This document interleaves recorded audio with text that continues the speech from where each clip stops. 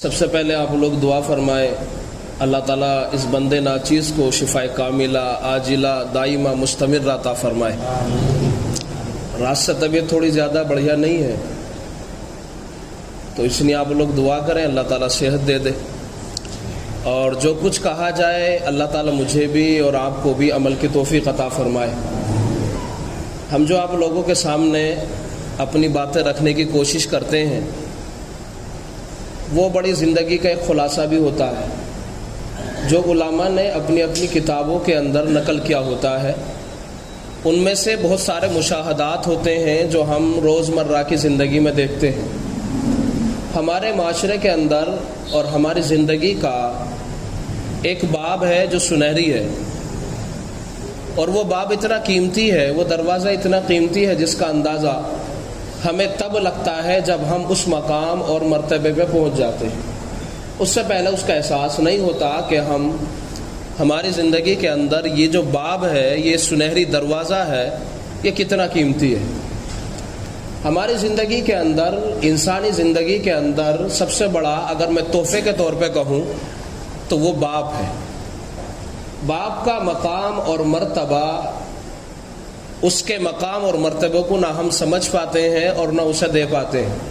بڑے بڑے نامور شاعر گزرے ہیں، بڑے بڑے ادبا ادیب حضرات گزرے ہیں، ایک سے ایک بڑا کلام لکھنے والا رائٹر گزرا ہے، بڑی بڑی کتابیں لوگوں نے لکھی ہیں، نظمیں کہی ہیں، اور جی نہ جانے اپنے اپنے شوق میں کیا کہ انہوں نے کہا ہے، لیکن جو شان باپ کی ہے اس کو بیان نہیں کرتے، بلکہ زیادہ تر ہمیں لوگ نظر آتے ہیں کہ وہ والدہ کی شان بیان کرتے ہیں۔ یہاں تک کہ بعض لوگ گاڑیاں خریدتے ہیں تو اس کے پیچھے یا آگے لگاتے ہیں یہ میری ماں کی دعا ہے۔ یہ انسانی زندگی کا جو ایک بہت اہم پلر ہے، ستون ہے، وہ انسانی زندگی میں باپ کا کردار ہے۔ آپ بھی سنتے ہوں گے تقریریں، بیانات سنتے رہتے ہیں، اس میں بھی آپ جو والدین کا تذکرہ ہوتا ہے ماں کو فوقیت زیادہ دی جاتی ہے، ماں کے مقام اور مرتبے کو زیادہ بتایا جاتا ہے۔ گھر کے اندر بھی جب بات چلتی ہے تو ماں کا مقام اور مرتبہ زیادہ سمجھایا جاتا ہے، لیکن ایسا نہیں ہے، حقیقت کچھ اور ہے۔ جب آپ قرآن کی نظر سے دیکھیں گے تو آپ کو کچھ اور نظر آئے گا۔ قرآن مجید میں آپ جہاں پڑھیں گے اللہ نے وہاں کہا ہے وَبِالْوَالِدَيْنِ إِحْسَانًا، یعنی دونوں کو شامل کیا ہے۔ فَلَا تَقُل لَّهُمَا أُفٍّ وَلَا تَنْهَرْهُمَا وَقُل لَّهُمَا قَوْلًا كَرِيمًا، دونوں سے بات کرنی ہے، یا ان میں سے ایک بوڑھا ہو جائے، بات اچھے سے کرنی ہے، نرم مزاج ہونا چاہیے۔ قرآن مجید میں ایک مقام ہے جہاں اللہ تعالیٰ نے خالص والدہ کا تذکرہ کیا ہے، ایک مقام بس، حملتہ امہ کرہا ووضعتہ کرہا، یہ تذکرہ ہے، اور اس بات کو بتانے کے لیے کہ ماں کمزور ہوتی ہے، اس نے بہت برداشت کیا ہوتا ہے، آپ کو اٹھایا ہوتا ہے، جو آپ کی پرورش ماں کے پیٹ کے اندر ہو رہی تھی یہ بوجھ بہت تھا جو ماں نے برداشت کیا، اس کے بعد میں پھر تجھے 2 سال دودھ پلایا، تیرے نخرے برداشت کیے۔ یہ ماں کا وہ کردار ہے انسانی زندگی میں جس زندگی کے اہم شعبے کا تذکرہ قرآن نے الگ سے کیا ہے۔ باقی قرآن میں جہاں جہاں آپ پڑھیں گے والدین کا تذکرہ، دونوں کا تذکرہ ہے، لیکن ہم انصاف سے کام نہیں لیتے ہوئے والدہ کا تذکرہ زیادہ کرتے ہیں۔ کرنا چاہیے، والدہ کا تذکرہ بڑا مقام ہے، لیکن اگر آپ حقیقت کی عینک سے اور حقیقت کی آنکھ سے دیکھیں گے تو ماں اور بیٹا یہ دونوں کے دونوں باپ کے سر کے اوپر سوار ہیں۔ کیا میں غلط کہنے لگا ہوں؟ حقیقت کی آنکھ سے آپ دیکھیں۔ آج جو میں مشاہدات آپ کے سامنے رکھنے والا ہوں، میں نے جو کچھ اپنی زندگی سے سیکھا ہے اور دیکھا ہے، کوشش کروں گا کہ وہ مشاہدات آپ کے سامنے پیش کروں۔ انسان 2 چیزوں سے سیکھتا ہے، یا تو وہ سیکھتا ہے کتابوں سے، دوسرا سیکھتا ہے مشاہدوں سے دیکھ کر کے۔ میں یہ سمجھتا ہوں، جو میرا نظریہ ہے، کتاب سے زیادہ انسان اپنی کتاب زندگی سے سیکھتا ہے۔ کیا مبالغہ تو نہیں ہے اس بات میں؟ آپ نے کتابیں پڑھی ہوں گی، آپ کے ذہن میں آیا ہوگا ایسا ہو سکتا ہے، ایسا ہو سکتا ہے، لیکن جب آپ نے اپنی آنکھ سے خود دیکھا ہو آپ کہیں گے ایسا نہیں، پہلے تھا اب ایسا ہے۔ یعنی آپ کی بات زیادہ مؤکد ہوگی، ہم نے کتابوں میں پڑھی تھی لیکن یہ میں نے خود اپنی آنکھوں سے دیکھا ہے، ایسا نہیں ایسا ہے۔ تو یہ جو کتاب زندگی ہے، یہ جو کتاب حیات ہے، یہ اس بات کو بتاتی ہے کہ آپ کی زندگی میں کس کا بڑا کردار ہے، کہ باپ کا ہماری زندگی میں کتنا بڑا کردار ہے۔ یہی باپ تھا جس کو اللہ تعالیٰ نے سب سے بڑا مقام عطا فرما دیا۔ اسی باپ کی کوکھ سے اللہ نے عورت کو جنم دے دیا۔ سب سے پہلے انسان کو جو وجود بخشا ہے وہ عورت نہیں، وہ مرد ہے، وہ باپ ہے۔ اور باپ سے پیدا ہونے والی جو نسل چلی ہے سب سے پہلے وہ عورت ہے۔ اس کا مقام اور کردار بھی بہت بلند ہے، لیکن باپ وہ ہے۔ عقل مندوں نے بیان کیا ہے کہ باپ درخت کی مانند ہے۔ کس کی مانند ہے؟ دو پہلو ہوتے ہیں درخت کے۔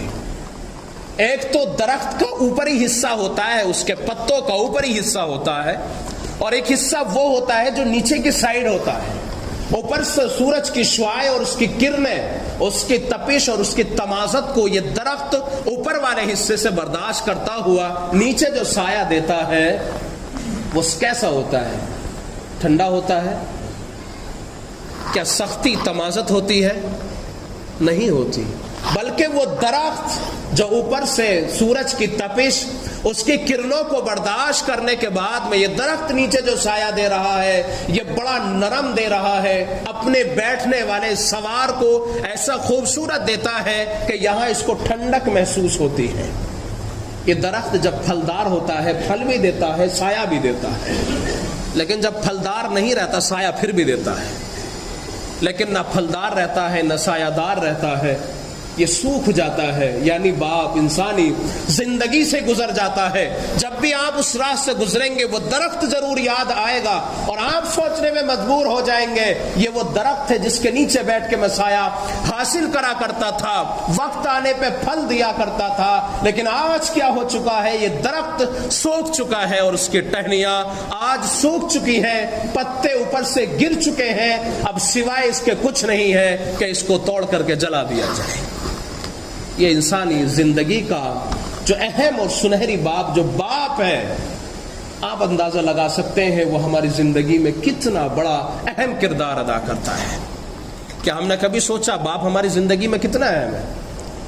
میرے بھائی اس کا اندازہ آپ کو تب ہوگا یا تو آپ باپ بنیں گے یا پھر یہ ہے کہ آپ کی زندگی میں آپ کا باپ موجود نہیں ہوگا۔ یہ دو طریقے ہیں باپ کو سمجھنے کے۔ جن کے والد نہیں ہیں، جا چکے ہیں، 8 سال کی عمر میں 7 سال کی عمر میں، معلوم ہوگا کتنے دھکے کھائے ہوں گے انہوں نے۔ اگر اپنے باپ پیچھے کھڑا ہوا ہے آپ کا باپ تو آپ کو پریشان ہونے کی ضرورت نہیں۔ آپ 70 سال میں بھی پہنچیں گے آپ کا باپ پیچھے سے کہے گا کہ بیٹا میں زندہ ہوں، پریشان مت ہونا۔ اس باپ نے انسان کو پروان چڑھانے کے لیے کیا کچھ نہیں کیا ہوتا۔ ایک صحابی رسول نے آنے کے بعد میں بارگاہ رسالت میں شکایت کی، یا رسول اللہ میرا باپ میرا مال لے لیتا ہے، جب چاہتا ہے اٹھا لیتا ہے۔ فرمایا باپ کو بلایا جائے۔ باپ کو طلب کیا گیا، پوچھا کہ مجھے کیوں طلب کیا جا رہا ہے؟ فرمایا تیرے بیٹے نے بارگاہ رسالت میں شکایت کی ہے کہ میرا باپ میرے مال کو لے لیتا ہے اور اسے خرچ کرتا ہے۔ باپ کے دل میں خیال آیا، اشعار پڑھنے شروع کیے اس نے، وہ پڑھتا چلا گیا، بارگاہ رسالت میں پہنچ گیا۔ حضور کو اللہ تبارک و تعالیٰ نے حضرت جبرائیل کے ذریعے سے خبر دے دی، سب سے پہلے آپ اس کے وہ اشعار سنے جو اس نے کہے ہیں، دل میں کہے ہیں، وہ زبان پہ لے کے نہیں آیا، وہ اشعار سنے وہ کیا کہتا ہے اپنے اشعاروں میں۔ حضور صلی اللہ علیہ وسلم نے فرمایا وہ جو اشعار تم نے آتے ہوئے کہے تھے وہ ذرا اشعار تو سناؤ۔ فرمایا انک لرسول اللہ، بے شک آپ اللہ کے رسول ہیں، اللہ کے نبی، آپ پکے اور سچے رسول ہیں۔ میں گواہی دیتا ہوں اس بات کی کہ آپ کا معبود بلند و بالا ہے، وہ دلوں کے بھیدوں کو بھی جانتا ہے۔ میں اپنی زبان میں ان کا ترجمہ کرنے لگا ہوں۔ فرمایا جب تو پیدا ہوا میں نے جینا چھوڑ دیا، جب تو پیدا ہوا میں نے جینا چھوڑ دیا، اپنے لیے نہیں جیتا تھا، میں تیرے لیے جیتا تھا۔ میں نے جب تو پیدا ہوا جب کمانا شروع کیا، اپنے لیے نہیں تیرے لیے کمانا شروع کیا۔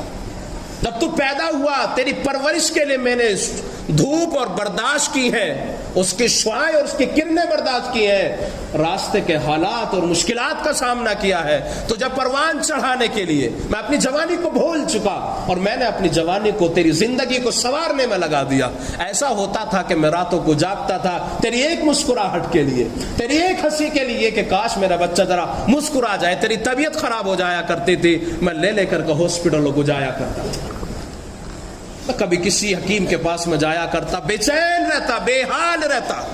حال میرا یہ ہوتا تھا کاش میرا بیٹا ایک مسکراہٹ مجھے دکھا دے، اس کے مسکراہٹ کے لیے میں پوری رات بے چین ہو جایا کرتا، لیکن دن آتا پھر کمانے کے لیے جایا کرتا، کیونکہ کھلاؤں گا کیا تجھے۔ میرا دن اسی طرح گزر جایا کرتا، میری راتیں یوں ہی گزر جایا کرتی، یہاں تک کہ تو پروان چڑھنے لگا، میرے جسم کے اندر کمزوری آنے لگی، تیری ہڈیوں میں گودا چڑھنے لگا۔ میرا حال یہ ہوا کہ میرے جسم کی ہڈیوں کے اندر مینگ ختم ہونے لگی اور تیری جوانی کا عروج شروع ہونے لگا۔ حال یہ ہوا کہ تجھے تیری زندگی نے جوانی کا ایسا ستون عطا کر دیا کہ تو تنا بن گیا، اور مجھے زندگی نے ایسا موڑ دیا جیسے کمان مڑ جایا کرتی۔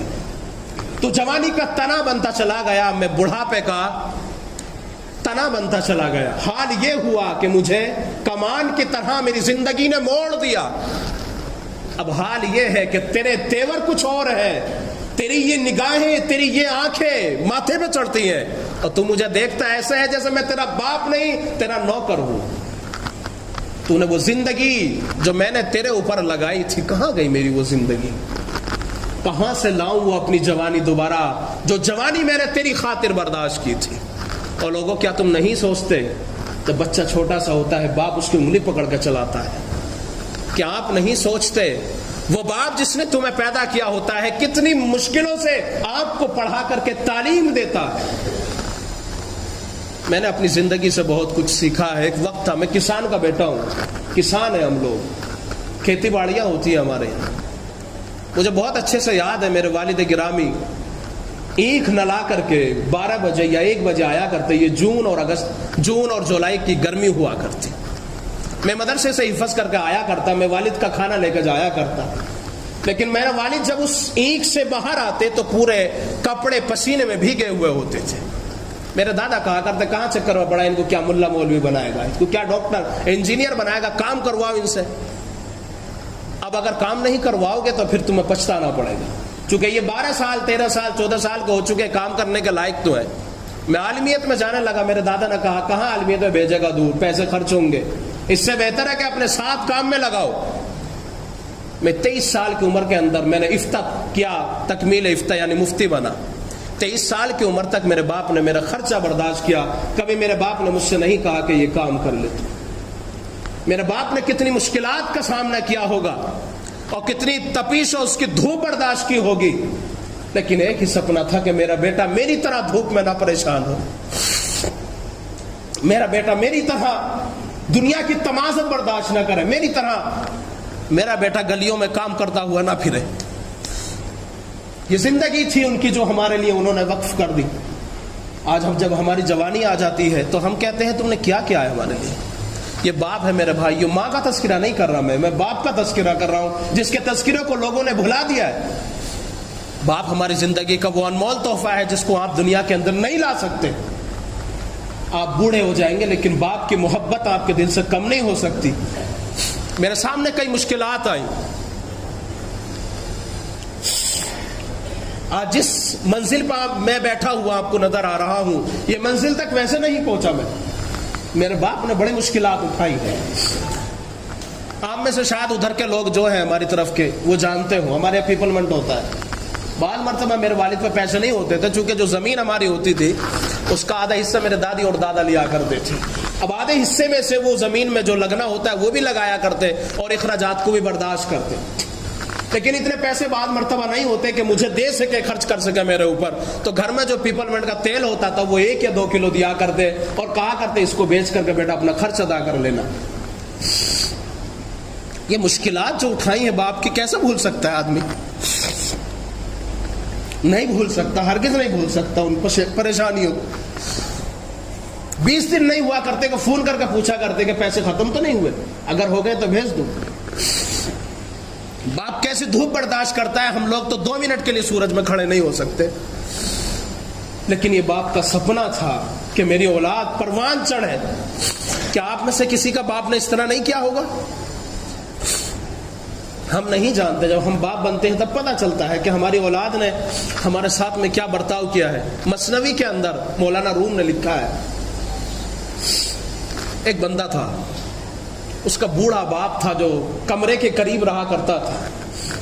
اس کی بیوی نے کہا کہ تمہارا باپ رات اور دن کھانستا رہتا ہے، پریشان کر ڈال دے، نیند نہیں آتی راتوں کو، دن کو کام کرنا پڑتا ہے، لیکن تیرا باپ ہے یہ ٹیٹے میں کرتا رہتا ہے۔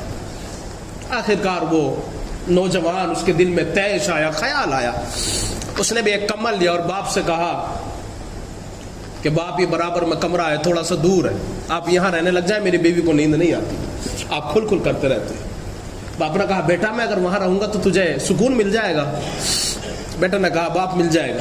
کہا ٹھیک ہے بیٹا، تیری اگر خوشی ہے تو میں یہ بھی کر لوں گا، تیری خوشی کے لیے میں ہر وہ قدم اٹھا لوں گا جہاں مجھے مشکلات کا سامنا کرنا پڑے گا، میں اٹھا لوں گا۔ مولانا روم کہتے ہیں وہ بندہ اپنے باپ کے لیے کمل لیا اور چلنے لگا، پیچھے سے پوتا آیا، اس نے کہا دادا ایک کمل مجھے دو۔ دادا سے کمل لیا، اس کے 2 حصے کر دیے۔ دادا سے کہا ایک حصہ آپ لے لو، ایک میں رکھ لیتا ہوں۔ دادا نے پوچھا بیٹا ایسے کیوں کر رہا ہے؟ باپ نے کہا یہ کیوں کرا، ابھی تو نے کیوں پھاڑ دیا، اور بھی کمل رکھے اندر۔ فرمایا کمل تو رکھے ہیں، لیکن ایک وقت وہ بھی آئے گا جب آپ بوڑھے ہو جائیں گے، ایک وقت وہ بھی آئے گا جب آپ کھل کریں گے، کھانسیں گے، میں یہ آدھا کمل آپ کو دے دوں گا، آپ بھی باہر جا کر رہنے نا۔ مولانا روم نے لکھا ہے یہ وہ زندگی ہے جس کا آپ کو حساب کتاب دینا پڑے گا۔ ترمذی میں، نسائی میں، ابن ماجہ میں 3 لوگوں نے اس حدیث کو نقل کیا ہے۔ نبی علیہ السلام نے فرمایا 3 لوگ ایسے ہیں جن کا بدل دنیا میں ملنا یقینی ہے، جن میں سے ایک وہ شخص ہے جس نے اپنے ماں باپ کی نافرمانی کی، دنیا کے اندر اس کو بدلہ ملنا یقینی ہے۔ بعض گناہ ایسے ہیں جن کا بدلہ آخرت میں اللہ تعالیٰ دیں گے، لیکن کچھ گناہ وہ ہیں جن کا بدلہ انسان کو دنیا کی زندگی میں ملنا ہے۔ میرے بھائیو، جن کے باپ موجود ہیں، ماں موجود ہے، قدر کر لو قسم خدا کی، اور جن کے جا چکے ہیں دعائیں مغفرت کرو۔ میرے حبیب صلی اللہ علیہ وسلم نے فرمایا کہ جو شخص جمعے کی نماز پڑھے اس کے بعد اپنے والدین کی قبروں کی زیارت کرے، اللہ تعالیٰ اس کے سارے صغیرہ گناہ معاف کر دیتا ہے۔ یہ باپ کی صرف قبر کو، ماں کی قبر کی مٹی کو دیکھنے پہ اتنی بڑی فضیلت ہے۔ اور خدا کے واسطے ان ماں باپوں کی قدر کرو جو گھر میں موجود ہے۔ باپ باہر اس لیے نہیں کہتا میرے بیٹے کی بے عزتی ہو جائے گی، لوگ میرے بیٹے کو کیا کہیں گے، لیکن حقیقت بات یہ ہے کہ باپ کی زندگی کو انہوں نے مشکلات میں ڈال دیا ہے۔ کیوں نہیں کہہ سکتا؟ اس لیے کہتا میرا بیٹا ہے، لوگ اسے کیا کہیں گے، تانے دیں گے، اپنے باپ کی قدر نہیں کر سکا۔ میرے بھائیوں، والدین کی قدر جب تک تمہارے دلوں میں نہیں آئے گی، یاد رکھو کامیاب نہیں ہو سکتے۔ اور باپ کا مقام جو میں نے بیان کیا وہ اس لیے کیا ہے کہ آج باپ کو ٹھوکریں لگتی ہیں۔ جب باپ بوڑھا ہو جاتا ہے نا، اس سے سخت کلامی کی جاتی ہے، پتہ ہے وہ کچھ نہیں بولے گا کیونکہ محتاج ہو چکا ہے وہ تمہارا۔ یہ باپ کے جس نے تمہاری پرورش کی تھی اس بنیاد پہ کہ یہ میرا سہارا بنے گا، جس باپ نے تمہیں انگلی پکڑ کے 1 دن اور 2 دن نہیں بلکہ سال ہا سال چلایا ہے، جس باپ نے اپنے ہاتھ سے لقمے توڑ کے تمہیں کھلائے، بلکہ وہ لقموں کو جو سخت ہوا کرتے چبا کر کے تمہارے منہوں میں دیے، کیا آپ بھول گئے؟ ٹھنڈ لگ جایا کرتی، ماں اور باپ اسی بادام کو اپنے منہ میں لیا کرتے، پیسا کرتے، چبا کر کے پھر تیرے منہ میں دے دیا کرتے۔ کیا تو بھول چکا ہے اس زندگی کو جب تو رات کو پیاسا ہوتا، پانی مانگا کرتا، تیری ماں اور تیرا باپ رات میں اٹھ کر کا تجھے پانی دیا کرتے؟ کیا تو نے کبھی اپنی ماں کو پانی دیا ہے؟ اور تم نے نہیں دیکھا اس زندگی جب تو چھوٹا سا ہوا کرتا اور تو کپڑے خریدنے کے نہیں جایا کرتا اور تیری ماں تیرے جسم پہ لگا کر کے دیکھتی، میرے پتر پہ کون سا سونا لگے گا، کون سا اچھا لگے گا، کون سے بہترین لگے گا، چپل پنا کے دیکھا کرتے کون سے بڑھیا لگیں گے، اور تیرے باپ نے کوئی پرواہ نہ کی تجھے کپڑے دلانے میں، ایک سے ایک برانڈیڈ کپڑا پہنایا تجھے، ایک سے ایک بہترین جوتی پہنائی تجھے، ایک سے ایک آسائش کے لیے تیرے لیے راستے مہیا کر دیے۔ تو بھول چکا ہے اس زندگی کو، جس زندگی کو تیرے باپ نے تیرے لیے ہر مشکلات کا سامنا کر کے برداشت کیا ہے۔ ہم میں سے کتنوں کے والدین ایسے ہوں گے جنہوں نے مزدوریاں کی ہیں، ہاتھوں میں چھالے پڑے ہوں گے، سڑکیں صاف کی ہوں گی، ہر وہ کام کیا ہوگا جو نہیں کرنا چاہیے تھا، اولاد کی خاطر کیا ہے۔ کیا باپ ایک دن کما کر کے 4 دن نہیں کھا سکتا؟ کھا سکتا ہے۔ بڑھاپے میں جانے کے بعد میں بھی اولاد کے لیے اتنا باپ کچھ کرتا ہے، یہاں تک کہ وہ اپنی زندگی اور جوانی کے آخری حصے پر پہنچ جاتا ہے، لیکن اس کو اس کا صلہ کچھ نہیں ملتا۔ اس لیے آپ لوگوں سے درخواست ہے، اللہ کے واسطے آپ والدین کی قدر کریں۔ میرے بھائیو، اگر قدر نہیں کریں گے تو پھر اللہ تعالیٰ معاف نہیں کریں گے۔ رضا ربی فی رضا الوالدی، حضور اکرم صلی اللہ علیہ وسلم کا فرمان ہے، رب کی رضا والد کی رضا میں۔ اگر آپ کا والد ناراض ہے تو سن لیجئے، کتنی نمازیں پڑھتے رہنا، تسبیحات پڑھتے رہنا، قرآن کی تلاوت کرتے رہنا، رب ناراض کا ناراض ہی رہے گا، وہ راضی نہیں ہو سکتا جب تک تمہارا باپ تم سے راضی نہیں ہے۔ اپنے باپ کی قدر نہیں کرو گے تو یاد رکھو، حضور اکرم صلی اللہ علیہ وسلم کا فرمایا، تو بھی اور تیرا مال بھی تیرا باپ کا ہے۔ تو ہے کیا؟ یہ جوانی کس نے دکھائی؟ تو جوانی تک کس نے پہنچایا؟ یہ تیرا باپ ہے، جو تیری جوانی کے اندر بھی کہتا ہے بیٹا میں کھڑا ہوں تیری پشت کے اوپر، گھبرانے کی ضرورت نہیں ہے۔ اس سے پوچھ کر دیکھو، جس کا باپ اس دنیا سے جا چکا ہے کتنے دھکے ملتے ہیں۔ اس کو چچا بھی نہیں لگاتا، اس کو دادا بھی نہیں لگاتا، بلکہ کوشش کی جاتی ہے کہ اس کی زمین سے اس کی جو وراثت میں ملنے والا حصہ ہے وہ کسی طرح ختم کر دیا جائے۔ لیکن باپ زندہ ہوتا ہے، پورا حصہ دیتا ہے اپنے بیٹے کو اور پورا حصہ دلاتا ہے اپنے بیٹے کو۔ اس لیے والد کے مقام کو سمجھنے کی ضرورت ہے۔ والد کا مقام اور مرتبہ بہت بلند ہے۔ اللہ سے دعا ہے اللہ تعالیٰ مجھے بھی اپنے والد کی، والدہ کی قدر کی توفیق عطا فرمائے، آپ کو بھی توفیق عطا فرمائے۔ جن کے والدین اسی دنیا کے اندر موجود ہیں قدر کریں، جو جا چکے ہیں ان کی قبروں کی زیارت کریں، جن کی قبریں قریب میں ہیں، اطراف میں ہیں، وہ ضرور جمعے کی نماز کے بعد جایا کریں۔ اپنے گاؤں میں ہے تو گاؤں میں جب جایا کریں تو ان کی قبروں پہ ضرور جایا کریں۔ وہ آپ کی آس سے دیکھتے ہیں کہاں ہے میرا بیٹا، آخر اس نے کیوں مجھ پر ایک آدھ مرتبہ قرآن پڑھ کے نہیں بھیجا، کیوں نہیں اس نے دعائیں مغفرت کری۔ اس لیے آپ کوشش کریں ہر نماز کے بعد 3 مرتبہ سورہ اخلاص پڑھا کریں اور اس کا ثواب والدین کو پہنچایا کریں۔ حدیث پاک میں آتا ہے 3 مرتبہ قل ہو اللہ احد کا پڑھنا ایک قرآن کے برابر ثواب دیتا ہے۔ تو آپ اس نیکی کو نہیں کر سکتے اپنے ماں باپ کے لیے؟ نہیں کریں گے؟ کریں گے۔ سنجیدگی سے سننے والا تھا یہ باب جو میں نے آپ کے سامنے بیان کیا ہے۔ اللہ مجھے بھی آپ کو بھی عمل کی توفیق دے دے۔ تو آخر دعوانا الحمدللہ رب العالمین۔